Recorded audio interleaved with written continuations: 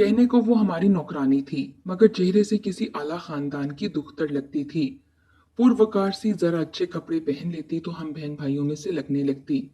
ये तमीज करना मुश्किल हो जाता कि वो खान बहादुर साहब की खात्मा है या हवेली के बच्चों में से कोई है। जब से मैंने होश संभाला, वो मुझे अपने ही आंगन में हंसती खेलती नजर आई। अम्मा भी इसको औलाद जैसा चाहती थीं। कहती थीं कि सिमी छोटी सी थी कि इसके माँ बाप हैजे से एक साथ अल्लाह को प्यारे हो गए। सिमी के वालिदैन चूंकि हमारे पुराने मुलाजिम थे, लिहाजा बकौल अम्मा उन्होंने तर्स खाकर इस बच्ची को घर में रख लिया था। बाबा तो रखवाल थे और भी कई इनके दर पर पल रहे थे, सो एक यतीम बच्ची और सही। ये कोई चुका देने वाली बात ना थी। सिमी के अलावा और भी कई मुलाजमें हमारी हवेली में रहती थीं। किसी के जिम्मे झाड़ू तो किसी का काम कपड़े धो धुलाकर इस्त्री करके रखना, कोई गंदुम साफ करने और धान पटकने की वास्ते, तो कोई अम्मा और दादी के पैर दबाने को। जिम्मेदार तो अपने इलाके का बादशाह होता है और मिजारे इसकी राया। बचपन दौड़ता भागता नजरों से ओझल हो गया। मैं और सिमी छुपन छुपाई खेलते बड़े हो गए। मेरी बहन अर्जुमन बानो, सिमी और भाई शकीब बहादुर, हम चारों की चौकड़ी में से भाई शकीब को बाबा खान ने मैट्रिक के बाद पढ़ने को शहर भेज दिया, तो हमारी टीम भी टूट गई और अब शकीब भैया के बगैर मेरा किसी खेल में दिल ना लगता। और यही हाल सिमी का भी था। मैं तो रंग और ब्रश से तस्वीरें बनाकर दिल बहला लेती और वो घर के काम काज में मसरूफ हो जाती। शकीब तो लाहौर की रौनकों में गुम हो गए। रुपए पैसे की कमी ना थी, पढ़ाई तो मशगला था। सैरो तफरी करते, रुपए उड़ाते, कम हो जाते और मंगवा लेते। आज का गम ना कल की फिक्र, दोस्तों के साथ खुश थे। तालीम के 4 साल पलक झपकते गुजर गए। अब इनका दिल लाहौर का होकर रह गया था। भला इस छोटे से गांव में क्या रखा था, मगर बाबा की बड़ी जिम्मेदारियां थीं, सो भैया को वापस तो आना ही था, क्योंकि जिम्मेदारी इन्हीं को संभालनी थी। जिस रोज भैया लाहौर से लौटे, सिमी भी मेरी तरह खुश खुश फिर रही थी। वो आज घर के काम काज में खसूसी दिलचस्पी ले रही थी। अम्मा जान के साथ शकीब की पसंद के खाने बनवाने में मदद कर रही थी। उस वक्त मैं बरामदे में सिमी से बात कर रही थी, जब भैया अचानक घर के अंदर आए। इनको देखकर सिमी शर्माई और फिर पीठ मोड़कर अम्मा के पास किचन में चली गई। आज भी मुझको वो इसका धीरे धीरे चलना और काजल से पाकीज़ा धुली धुली आंखों से पलके झपकाना याद है। इसकी भैया को देखने की फरिश्तों जैसी मासूम अदा मेरे दिल में छप कर रह गई थी। भैया ने आते ही मेरे सर पर प्यार किया और अम्मा का पूछा। मैंने बावर्ची खाने की तरफ इशारा किया और वो सीधा उधर गए और अम्मा के गले लग गए। अचानक इसकी निगाह उठी। सिमी करीब खड़ी मुस्कुरा रही थी। तभी भैया ने इसकी खैरियत पूछी। वो शर्मा गई। बचपन में साथ खेलने वाली आज शर्माई तो इसको अजनबी सी लगी। इसके साथ ही एक नया रूप इसके चेहरे पर था। शकीब को तो वो एक गैर अहम शय की मानद याद ना रही थी, लेकिन सिमी के चेहरे की धमक बता रही थी इसको शकीब का बहुत इंतजार था। शहर में शकीब ने कितने ही हसीन चेहरे देखे थे, लेकिन किसी चेहरे ने भी मेरे भाई के दिल को नहीं लुभाया था। लेकिन आज इनको एहसास हुआ कि गांव में रहने वाली लड़कियां सादगी के बावजूद हुस्न की तस्वीर होती हैं।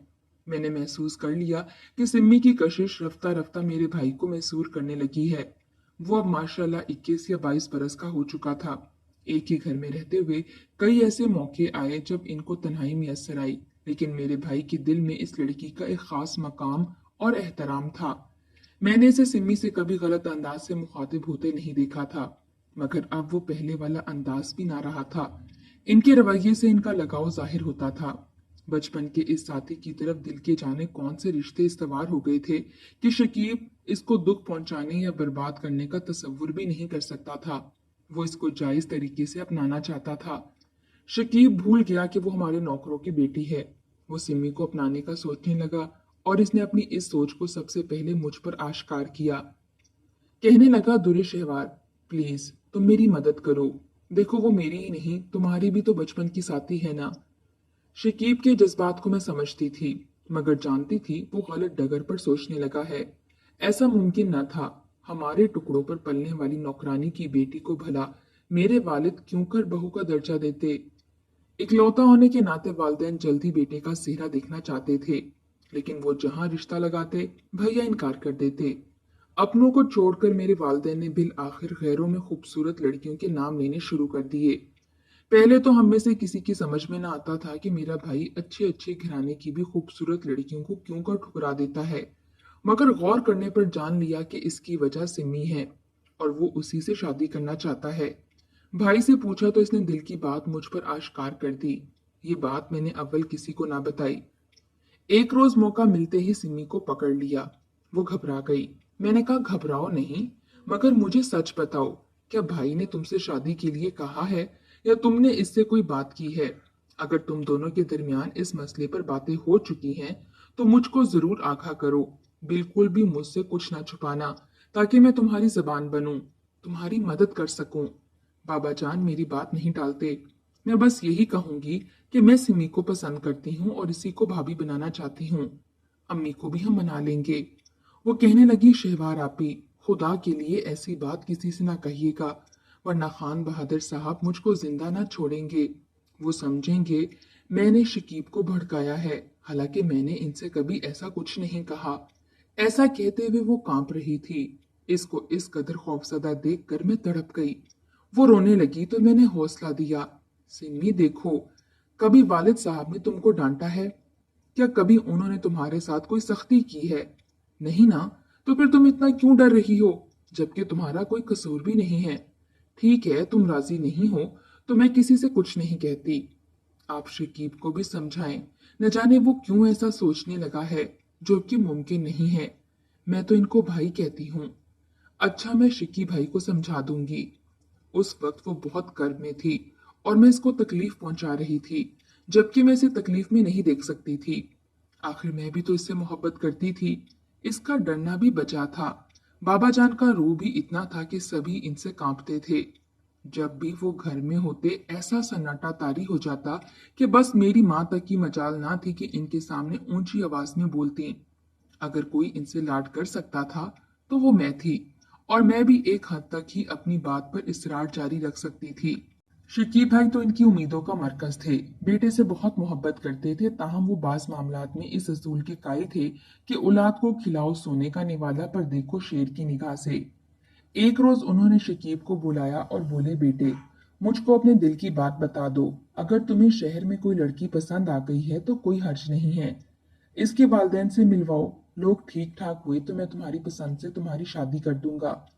मुझको पसंद की शादी पर कोई एतराज नहीं, मगर लड़की का नेक किरदार और नेक अतवार होना चाहिए।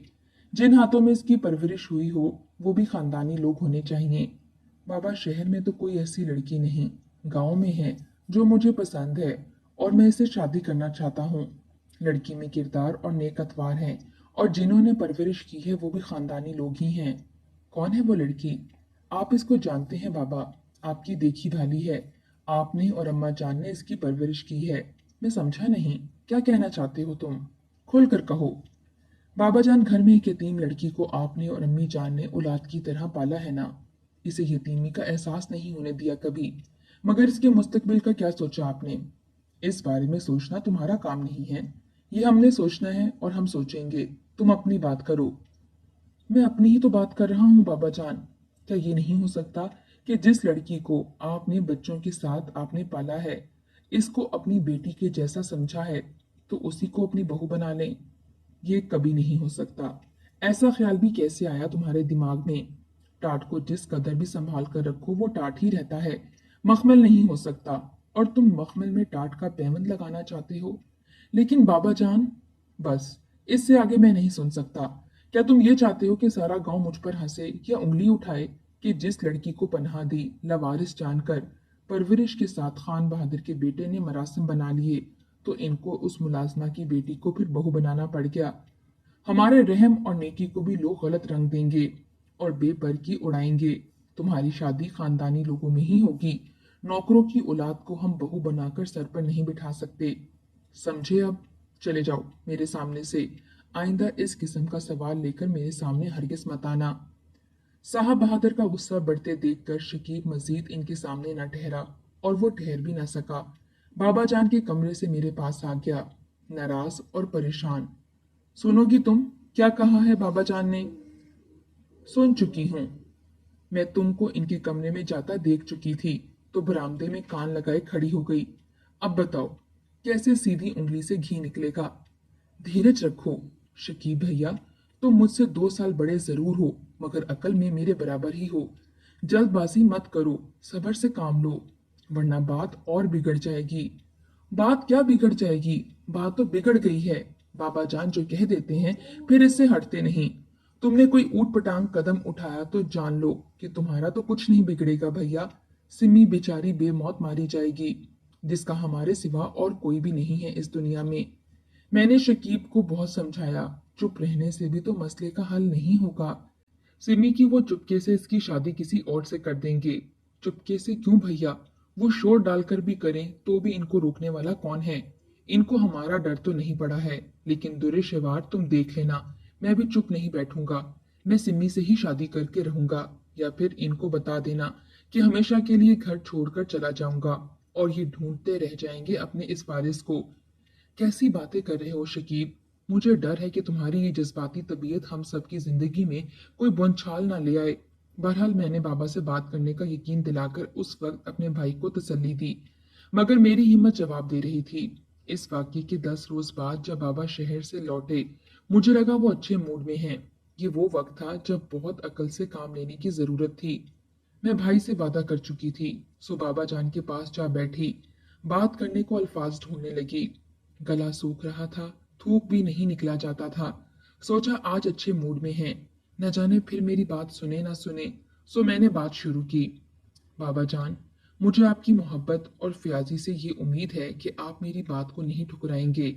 मैं जानती हूँ आप मेरी किसी बात को नहीं ठुकराते। हाँ हाँ मेरी बेटी रानी, क्या कहना है? कहो बाबा, शफकत से बोले। बाबा जान, दरअसल मैं सिमी के बारे में कुछ कहना चाहती हूँ। पता है आप मालिक हैं और वो गरीब की बेटी है, मगर है तो उसी खुदा की बनाई हुई ना, जिसने हमको दौलतमंद बनाया। अभी मैं इब्तिदाइया अल्फाज को जहन में तरतीब दे ही रही थी कि बाबा की तेवरी पर बल पड़े। बोले, बात मुख्तसर करके मतलब की कहो, क्या कहना चाह रही हो? हालांकि वो जानते थे कि मैं क्या कहना चाह रही हूँ, फिर भी मुझे मौका दिया। बाबा जान, वो मेरी बचपन की सहेली है, मुझे इससे मोहब्बत है। इसकी दूरी का सोचकर परेशान हो जाती हूँ, इसलिए चाहती हूँ कि वही मेरी भाभी बने और हमेशा हमारे साथ इस घर में रहे। क्या ये सब इसने तुमको सिखाया है? नहीं बाबा जान, मुझे अल्लाह पाक की कसम, इसने कुछ नहीं कहा, और ना भाई शकीब ने। ये मैं अपनी तरफ से कह रही हूँ, ये मेरी ख्वाहिश है। तो फिर सुन लो दुरेशेवार बेटी, वो लड़की हमारे खानदान से नहीं है और तुम्हारी ख्वाहिश पूरी नहीं हो सकती। आज के बाद ऐसी फरमाइश मेरे पास लेकर मत आना। अब दफा हो जाओ। मुझे लगा किसी ने मुझे बुलंद अमारत से धक्का दे दिया है। जिंदगी में पहली बार अपने बाप का इतना सर्द और करख्त लहजा सुना था। मेरी तो आंखों में आंसू आ गए और मुझको सांप सूंघ गया। जरा सी देर खुद को संभालने की खातिर चुप रही, बुत की तरह जैसे उठने की हिम्मत ही ना रही हो। तब वो खुद ही उठकर चले गए और मैं बैठी रह गई। भाई मेरा मुंतजिर था। मैंने कहा, शकीब, बाबा तो चले गए, मगर हमारी उम्मीदों का चमन राख करके गए हैं। अब तुमको मजीद क्या कहूँ? मुझे पता था यही होगा, मुझे बताने की जरूरत नहीं, लेकिन अब मेरे लिए भी जिंदगी में कोई दिलकशी बाकी ना रही। बाबा जान संगदिल हैं, इतने कि वो मुझको मौत से हमकनार होता तो देख सकते हैं, मगर अपने कहे से मुड़ नहीं सकते। मगर मैं भी इन्हीं का बेटा हूँ, मैंने भी जो कह दिया है इससे नहीं फिरूंगा। माँ समझा समझा कर थक गई, मगर शकीब क्यों कर मानता कि इसका दिल ही ना मानता था। इधर बाबा जान ने किसी और से सिमी की शादी की तैयारियां शुरू कर दी। साथ वाले गांव के जिम्मेदार का कोई रिश्तेदार था जो औसत दर्जे के खाते पीते लोग थे। वालिद ने सोचा कि इस शख्स को बाद में कोई कारोबार करा देंगे। इधर मेरा हट धर्म भाई अपने दिल के हाथों मजबूर था। जो ही इसको पता चला बाबा जान सिमी को बराबर वाले गांव में ब्याने की तैयारियां कर रहे हैं, इसने तूफान खड़ा कर दिया। माँ से कुरान पाक पर कसम खाई कि जिस रोज सिमी किसी और की डोली में बिठाई गई, वो उस रोज कुएं में छलांग लगा देगा। यूं बाबा हार गए। उन्होंने किसी और शख्स के हवाले सिमी को ना किया, मगर डोली में बिठाने की बजाय एक करीबी रिश्तेदार के घर भिजवा दिया। और जब वो वापस आई, जिंदा नहीं, कफन में लिपटी हुई थी। इसको हमारे आबाई कब्रिस्तान में दफन कर दिया गया और यूं इस बेकसूर और फरिश्तों जैसी मासूम लड़की ने मनो मट्टी तले जाकर हमारे घराने को एक बड़े इंतशार से बचा लिया। जाहिर है कि इसकी जबरदस्ती की शादी तो शकीब को कबूल न थी, लेकिन मौत को तो कबूल करना ही था, क्योंकि दुनिया में सब रुकावटों का चारा किया जा सकता है मगर मौत का नहीं, कि ये इंसान के बस की बात नहीं है। अरसे तक सब यही समझते रहे कि वो अपनी मौत मरी है। इसको मलेरिया हुआ और बुखार बिगड़ गया। वो कज़ाए इलाही से जाँ बहक हो गई। मगर इसकी वफात के 8 साल बाद एक पुरानी मुलाजमा ने मुझे कसम देकर बताया था कि जिस घर वो उन दिनों थी, वहां इसने हम लोगों को घरेलू झगड़े से बचाने की खातिर काला पत्थर पीकर जान कुर्बान की थी। वो अपनी परवरिश के लिए बाबा जान की एहसानमंद थी, सो इनको मजीद परेशान होता ना देख सकती थी। इसने शकी भाई की खुदकुशी की धमकी से डरकर इनकी जान बचाने की खातिर ऐसा किया था। उस मुलाजमा से ही इसने काला पत्थर मंगवाया था। बस वही इसकी राजदान भी थी। शक्की भाई ने कुछ अरसा दुखी रहने के बाद हकीकत से समझौता कर लिया और वालदेन की रजामंदी से घर बसा लिया। मगर मैं सिमी के दुख को नहीं भुला सकी। मुझे तो आज भी सिमी का वो जेरे लब मुस्कुराना और धीरे धीरे चलना याद आता है तो आंखें भर आती हैं। मेरी समझ में नहीं आता कि आखिर बाबा ने सिमी से बेटे की शादी क्यों ना की। हालांकि इस लड़की में खूबियां ही खूबियां थीं, कोई खामी नहीं थी, और बाबा हमेशा इसके साथ शफकत से पेश आते थे। न कभी नाराज हुए थे, न कभी इससे नफरत की थी। मैं अम्मी से कहती थी काश बाबा शकीब की खुशी पूरी कर देते तो सिमी की जान ना जाती, और वो जवाब देती, बेटी तुम्हारे बाबा मजबूर थे, खुदा जाने क्या मजबूरी थी इनकी। ये तो मैं आज तक नहीं समझ सकी। अगर कभी अम्मी मुझे वो मजबूरी बता देती तो शायद मेरे दिल पर पड़ा मनो बोझ हल्का हो जाता।